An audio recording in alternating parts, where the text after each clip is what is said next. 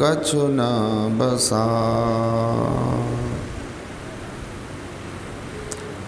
मंच पर विराजमान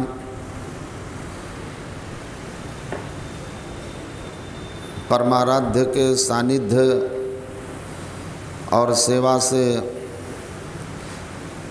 उपकृत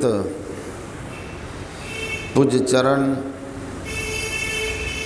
स्वामी श्री केदार बाबा के पावन पाद पद्मों में नमन।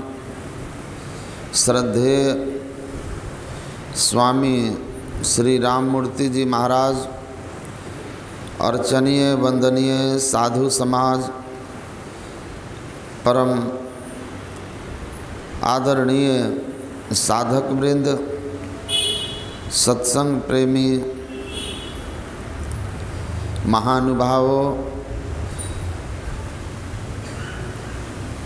धर्मानुरागिनी माताओं एवं धर्मशीला बहनों,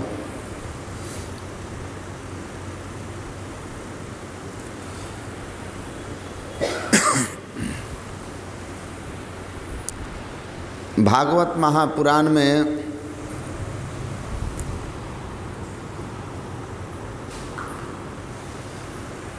नारद जी और जहाँ माता भक्ति का संवाद है, उस प्रकरण में नारद जी कहते हैं, अकामः सर्व कामो,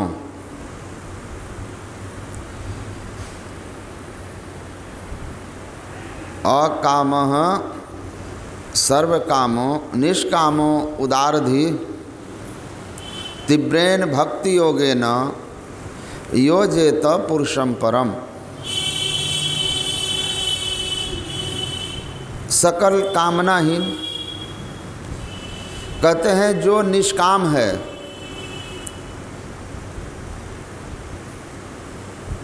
या जिसको किसी भी प्रकार की सांसारिक कामना है, सबको भक्ति का सहारा लेना चाहिए।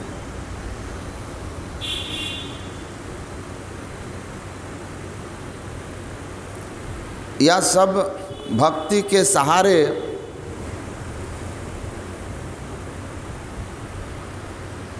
पूर्ण काम पुरुष भी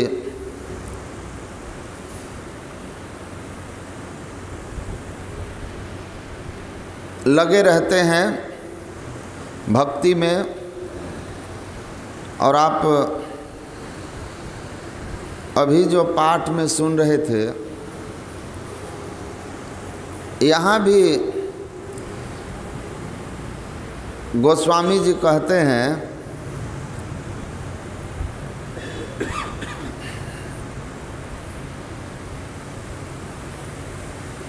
राम भगत जुग चारि प्रकारा, सुकृत चार्य अनघ अपारा, चहु चतुरन कह नाम अधारा, ज्ञानी प्रभु ही विशेष प्यारा।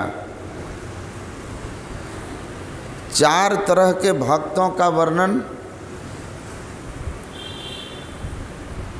गीता में भगवान कृष्ण ने भी किया। अर्थार्थी, जो धन संपत्ति पद प्रतिष्ठा आदि की कामना से परमात्मा को भजते हैं या परमात्मा की भक्ति करते हैं। दूसरा आर्त भक्त, जो किसी भी तरह के जीवन में आई हुई आपदा विपदा के लिए, आपदा विपदा से मुक्त होने के लिए, बचने छूटने के लिए ईश्वर की भक्ति करते हैं, या जाने चाढ़े गूढ़ गति जोई और नाम जी जपि जाने सोई, या जिज्ञासु जो ईश्वर को जानने की इच्छा रखता है, गूढ़ ज्ञान को समझने की इच्छा रखता है, या फिर ज्ञानी ब्रह्म सुख अनुभवई अनुपा अकथ अनाम नामन रूपा, जिसने अपने आप को प्रपंचों से मुक्त कर लिया है। गोस्वामी जी कहते हैं, चहु चतुरन कह नाम आधारा। ये 4 तरह के भक्तों का वर्णन है। जो पहला दोहा है वह ज्ञानी भक्त के लिए है, जो आत्मज्ञानी हैं, संत ही हो गए, मुक्त हो गए, ब्रह्म सुख अनुभव करने वाले। और दूसरा जिज्ञासु, और जो तीसरा है साधक नाम जपहि लौलाए हो ही सिद्ध अनिमादिक पाए। इसको थोड़ा हटा दीजिए, डिस्टर्ब कर, अपने तरफ कर लीजिए। ये अर्थार्थी भक्त हैं।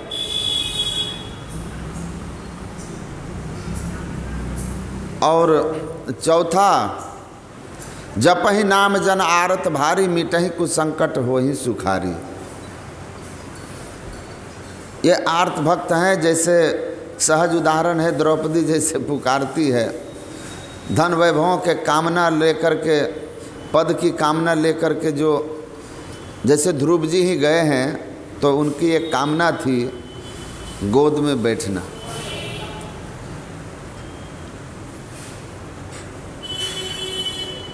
जिज्ञासु जो ब्रह्म के गूढ़ तत्व को जानना चाहते हैं, और ब्रह्म ज्ञानी जो ब्रह्म को उपलब्ध हो चुके हैं,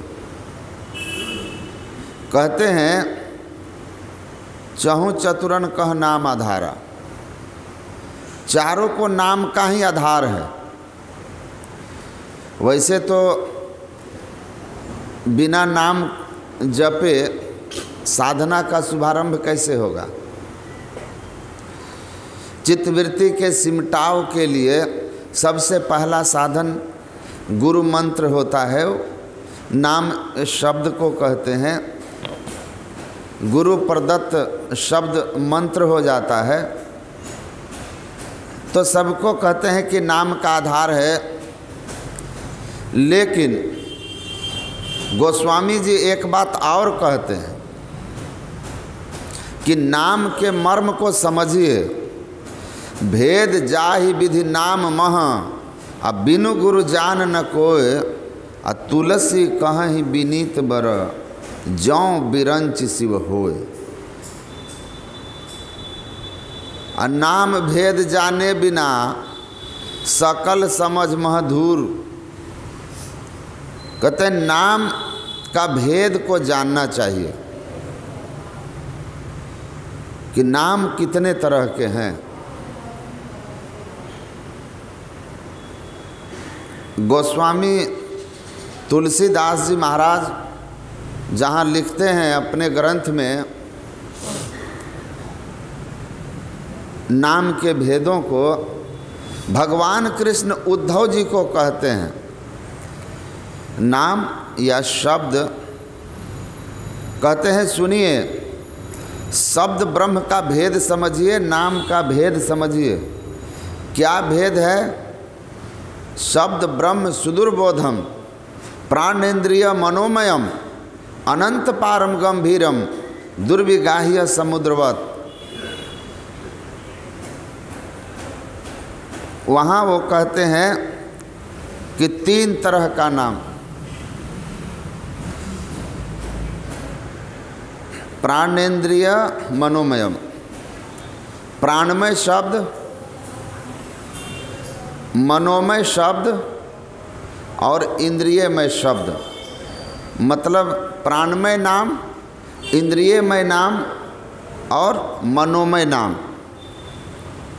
तीनों के भेद को जानिए। जब तक तीनों के भेद को नहीं जानेंगे और भेद जान करके साधना नहीं करेंगे, तब तक आप कभी ज्ञानी भक्त बन ही नहीं सकते, ज्ञान को उपलब्धि नहीं हो सकते। हमारे जन्मभूमि में बहुत पहले अयोध्या के एक वृद्ध कथाकार आए थे। जिस दिन उनकी कथा का प्रसंग नवधा भक्ति पर चल रहा था, माता सबरी का प्रसंग बोल रहे थे, उसी दिन मैं आया था, एक ही दिन में ठहरा था।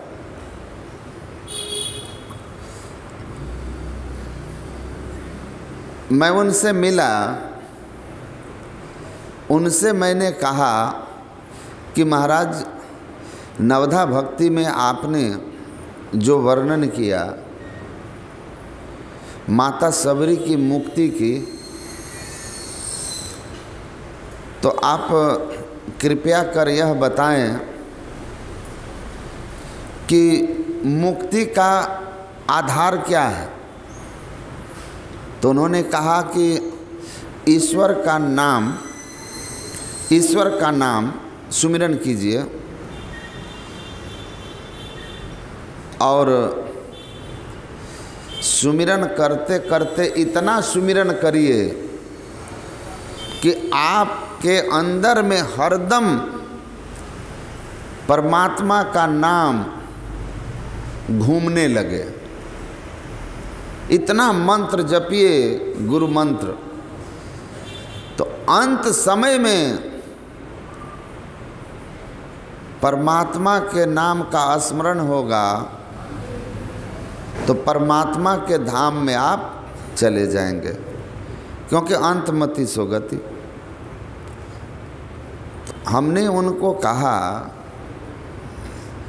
कि महाराज दशरथ जी का क्या हुआ था? महाराज दशरथ जी को क्या हुआ? मोक्ष, परम धाम में गए? तो वो बोले कि नहीं। कहाँ गए? स्वर्ग गए। तो हमने कहा भगवान श्री राम के आदरणीय पिताजी, जो पूर्व जन्म के बड़े तपस्वी भी थे, इतनी बड़ी साधना उनकी कि भगवान को ही अपने पुत्र के रूप में प्राप्त किए, और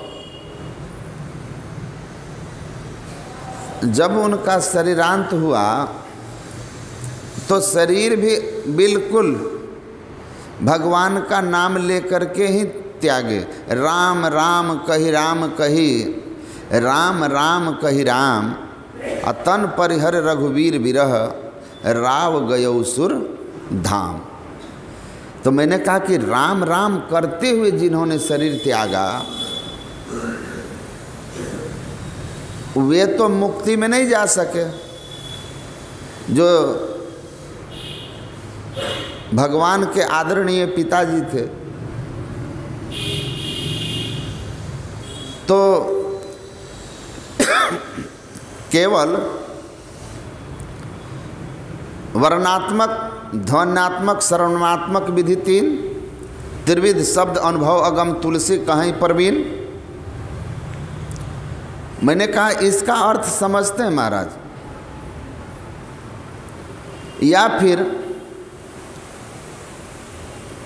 गोस्वामी जी ने लिखा है, बंदों राम नाम रघुवर को, हेतु कृष्णानु भानु हिमकर को, विधि हरिहर में वेद प्राण सो, अगुण अनुपम गुण निधान सो,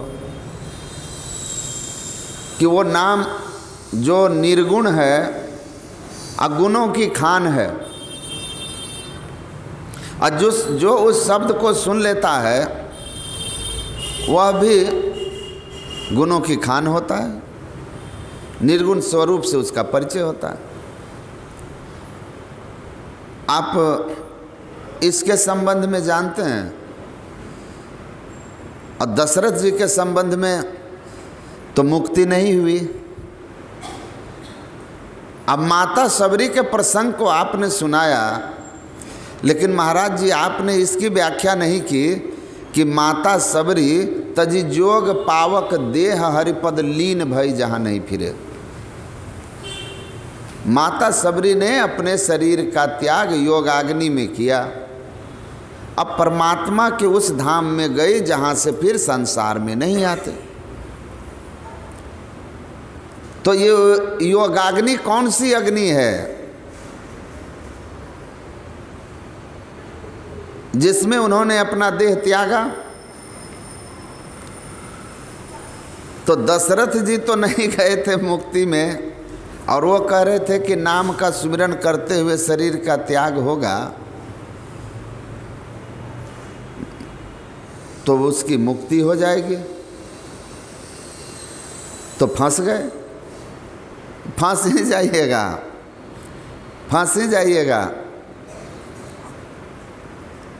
ये संतमत का ज्ञान ही इतना गूढ़ है।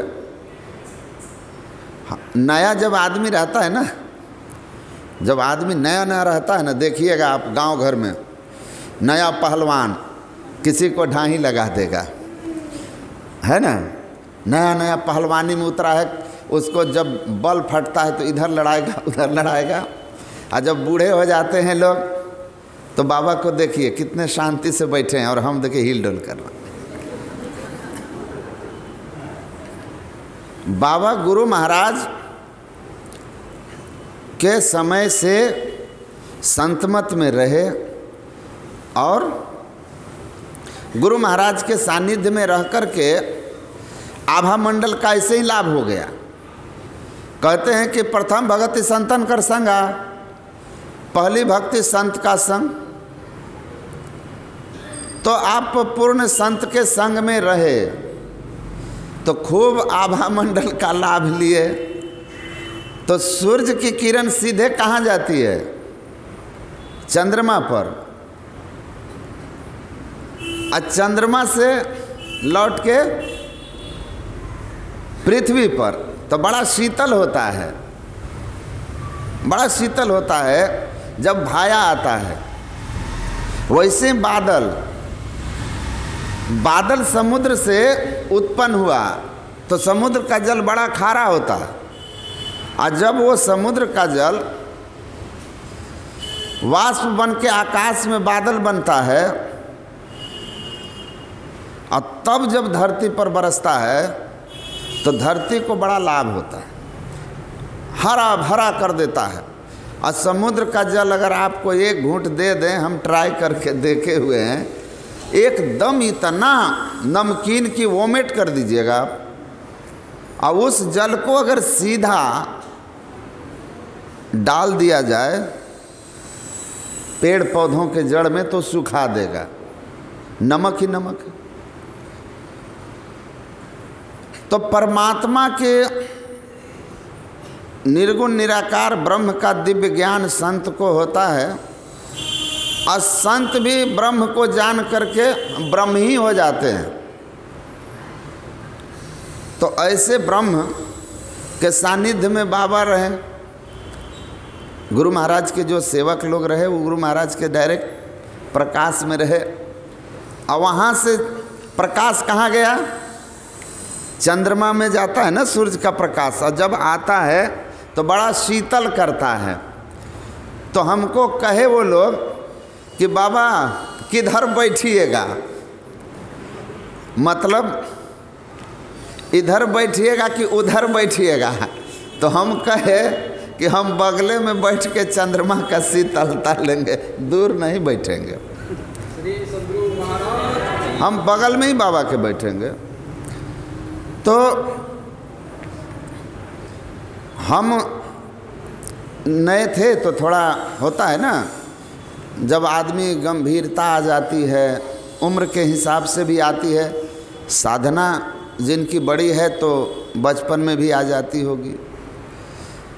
तो तो मैं बहुत लोगों से पूछता था।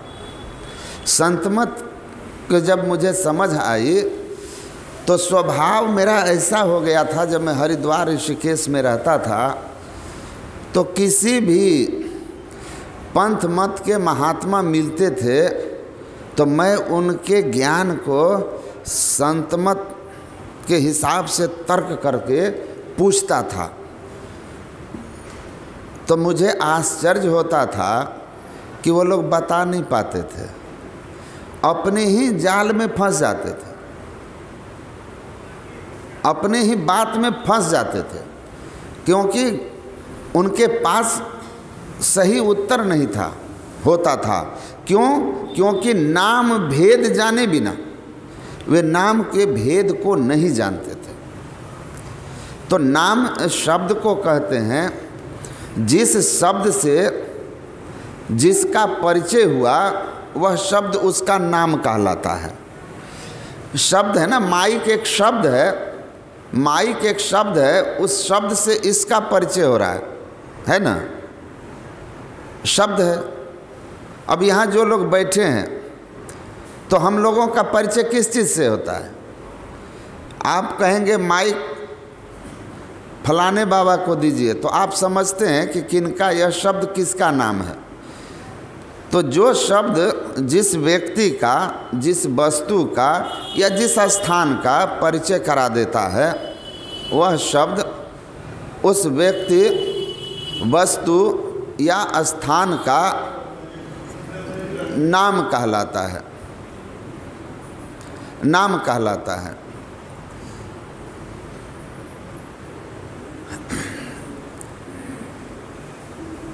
अब राम हम अगर कहते हैं तो स्वाभाविक रूप से हमारे मानस पटल पर धनुषधारी एक चेहरा आएगा।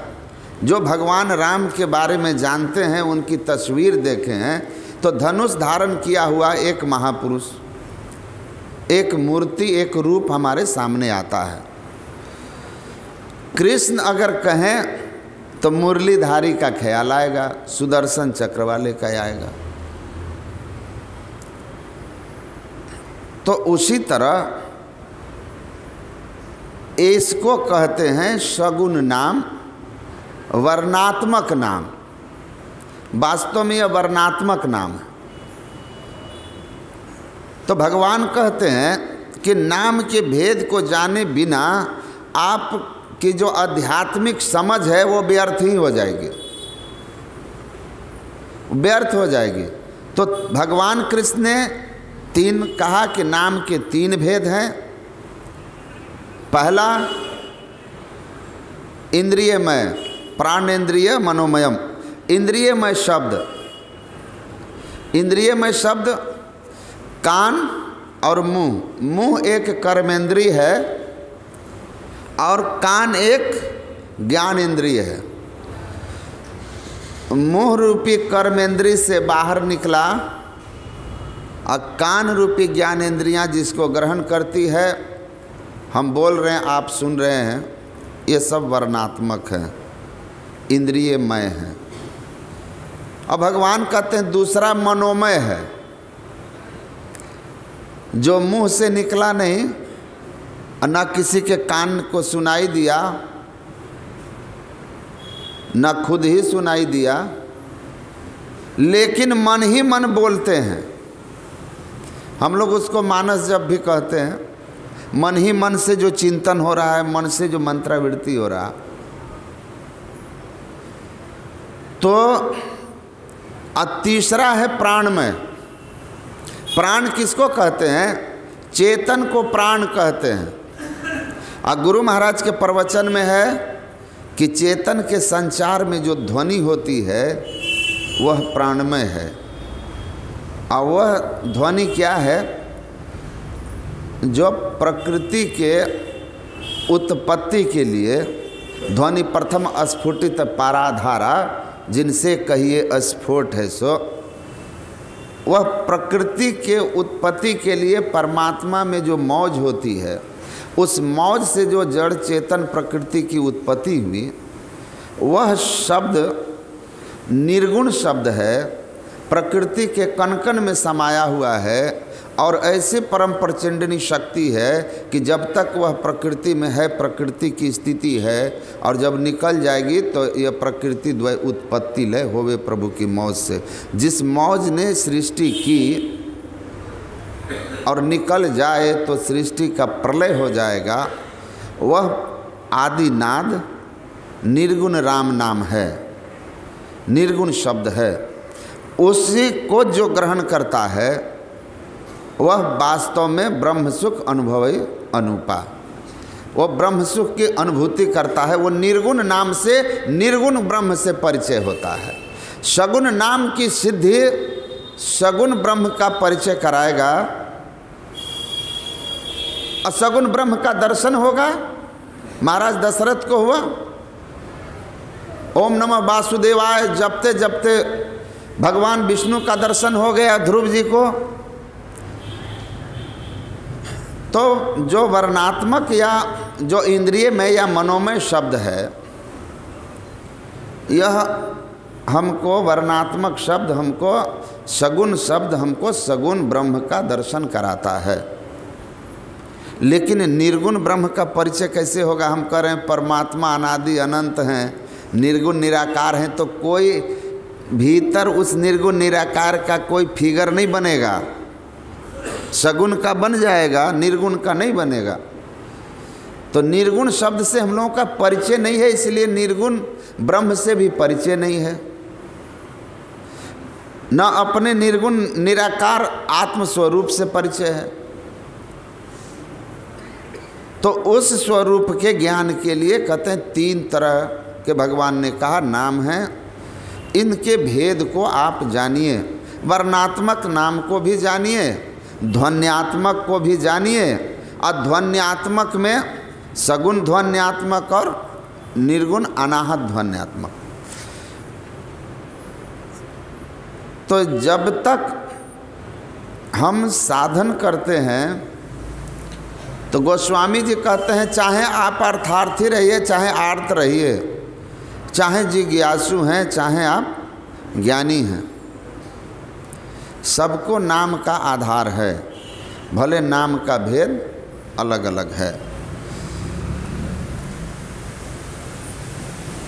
तो सबको कहने का भाव है कि सब कोई को गुरुमुख होना चाहिए। वैसे सकाम भक्ति को निम्न भक्ति माना गया, आर्त भक्त और अर्थार्थी भक्त निम्न श्रेणी के भक्त माने जाते हैं, लेकिन माने भक्त ही जाते हैं। विद्यार्थी 5वीं क्लास का हो, 10वीं का हो, बीए में पढ़ता हो, चाहे एमए में पढ़ता हो, कहलाते सब विद्यार्थी हैं, लेकिन उनका कैटेगरी होता है। तो श्रेष्ठ भक्त ज्ञानी तो परमात्मा का निस्वरूप ही है। गुरु महाराज टीका में लिखे हैं ज्ञानी तो परमात्मा का निस्वरूप है, क्योंकि वो संत होते हैं, और संत भगवंत अंतर निरंतर नहीं किमपि। लेकिन नीचे की बात कीजिए जहाँ हम लोग हैं, आगे की बात आप बाबा से सुनिएगा कि आर्त भक्त भी अगर कोई है तो गुरु महाराज भी कहते हैं कि गुरु गुरु कल्प बिटप, आ गुरु गुरु में ही जप, आ गुरु जाप जपन साचो तप, सकल काज सारणम। अर्थार्थी भी हैं तो कहते हैं आप जपिए।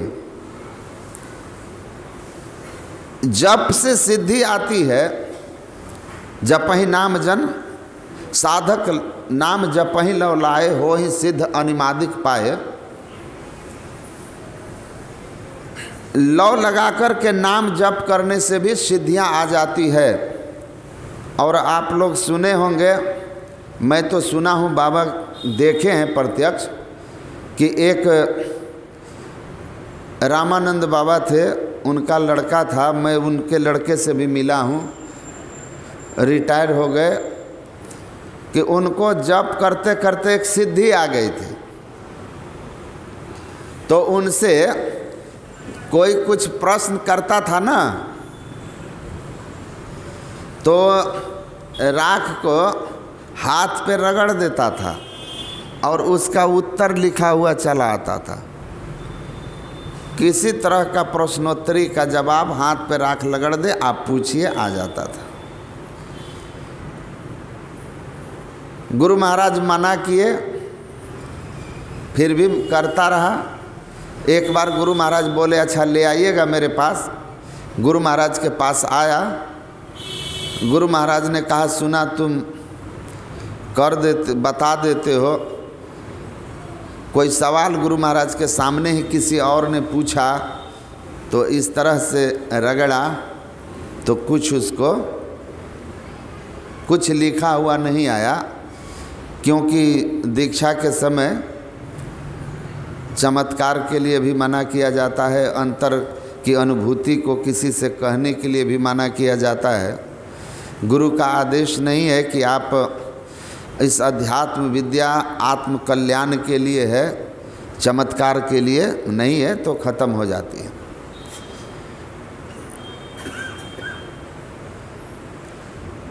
या आर्त भाव से पुकारे, गजराज आर्त भाव से पुकारते हैं।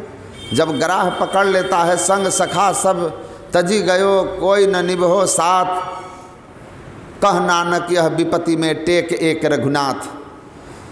गजराज का ग्राह पकड़ लिया और खींचा तानी शुरू हुआ। एक एक करके परिवार के सब लोग छोड़ के चल दिए कि ये ग्राह अब इसको छोड़ने वाला नहीं है। और अंत में गजराज अपनी शक्ति जब उनकी हार हो गई द्रौपदी जी महारानी की तरह, तो गजराज ने पुकारा।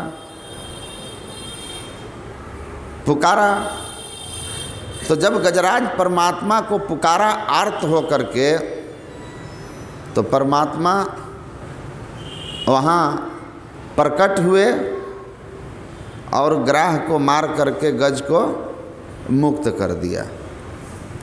गुरु नानक देव जी महाराज कहते हैं याद रखना, संग सखा सब तज गयो।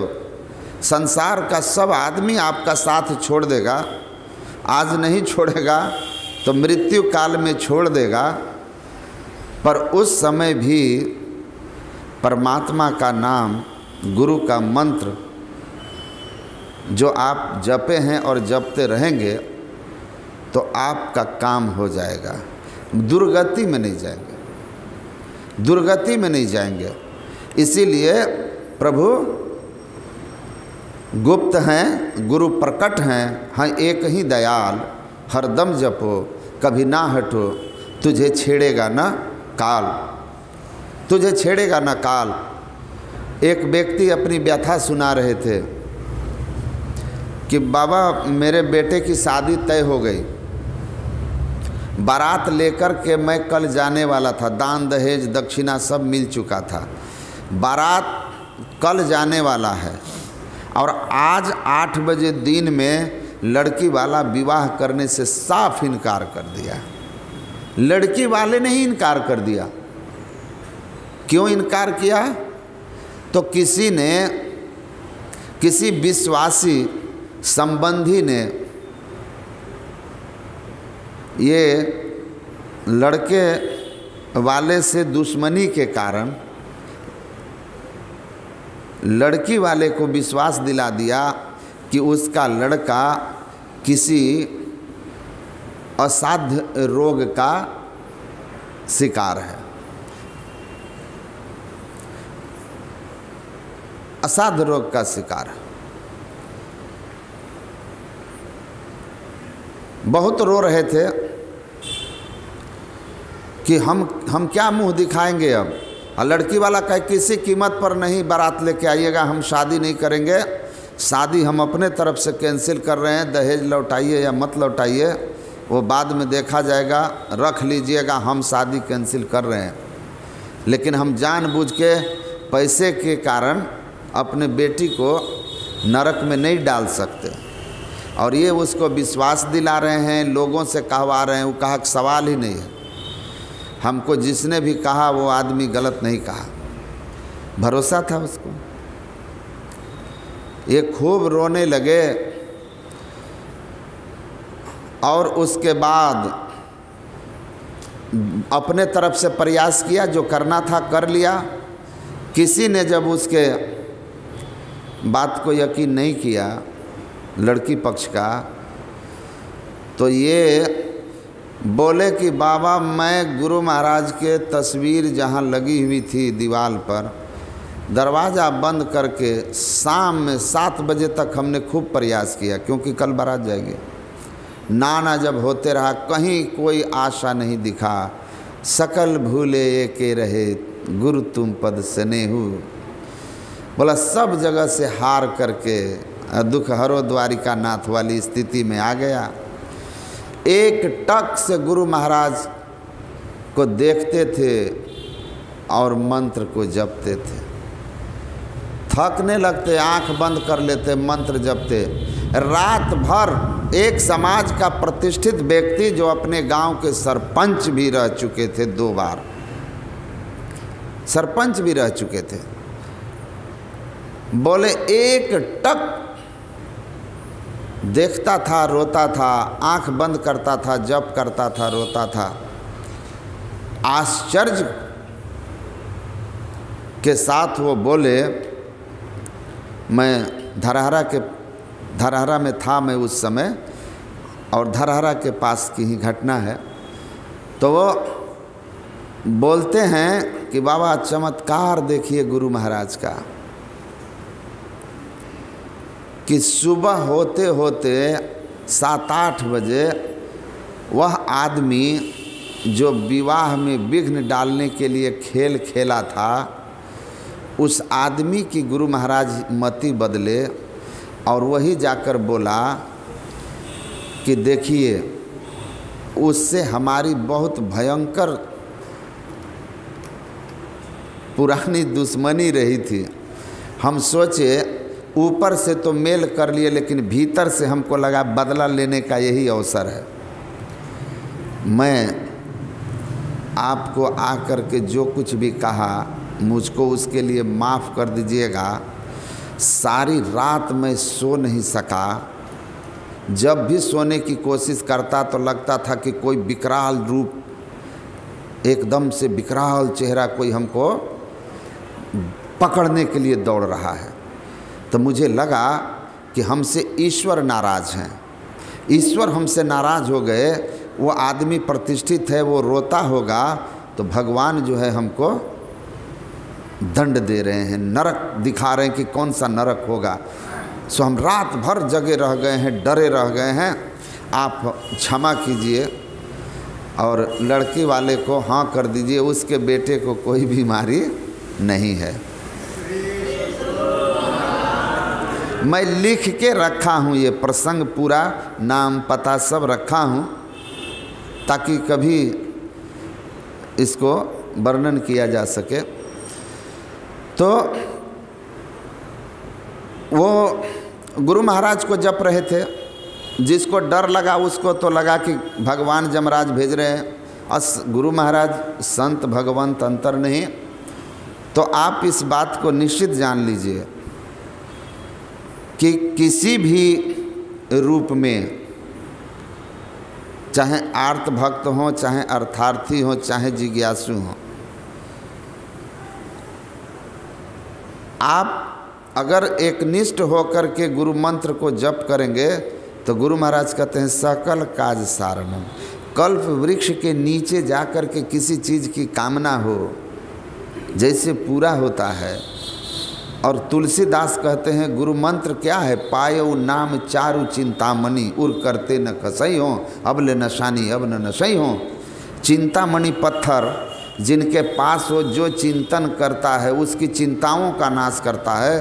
वैसे यह जो मंत्र है, अगर आप इस मंत्र गुरु मंत्र का वर्णात्मक नाम का जप करते हैं, मने मन जप करते हैं, जैसे भी जप करते हैं, आप जानते हैं कि सबसे श्रेष्ठ जप होता है मानस जप, जो मन ही मन अति पावन गुरु मंत्र मन ही मन जाप जपो। तो आपका यह मंत्र संसार का काम भी बनाएगा और चित्त की एकाग्रता के लिए भी जरूरी है। चित्त को एकाग्रता लाता है, मानसिक क्लेशों से त्राण देता है। किसी तरह का मानसिक कष्ट है, मानसिक कष्ट से त्राण देगा गुरु की कृपा से। आपके जो सही अर्थ में शुभ कर्म काम जो रुका हुआ है वो विघ्न बाधाएं टलेगी। आपके अंदर ऐसे ऐसे अच्छे अच्छे स्फुरना आएंगे कि बहुत सारी गूढ़ बातों को आप उस स्फुरना होगी और आप उसको जानने लगेंगे। और साथ ही साथ ये नाम जप करते रहने से गुरु महाराज कहते हैं तुझे छेड़ेगा न काल, काल का प्रभाव आपके ऊपर नहीं पड़ेगा। कलयुग में भी आप सात्विक सतोगुण में रहेंगे, सात्विक भाव में रहेंगे। इसीलिए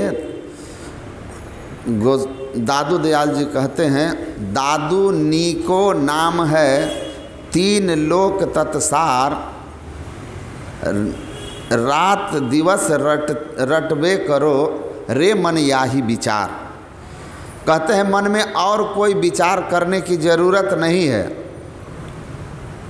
रात दिवस रटबे करो, गुरु मंत्र का आप जप करते रहिए।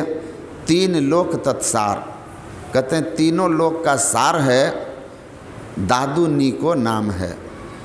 गुरु का दिया हुआ जो मंत्र है, पायो जी मैं तो नाम रतन धन पायो, वस्तु अमोलक दी मेरे सतगुरु कृपा कर अपनाए। तो आप जिस भाव में भी भक्त हैं,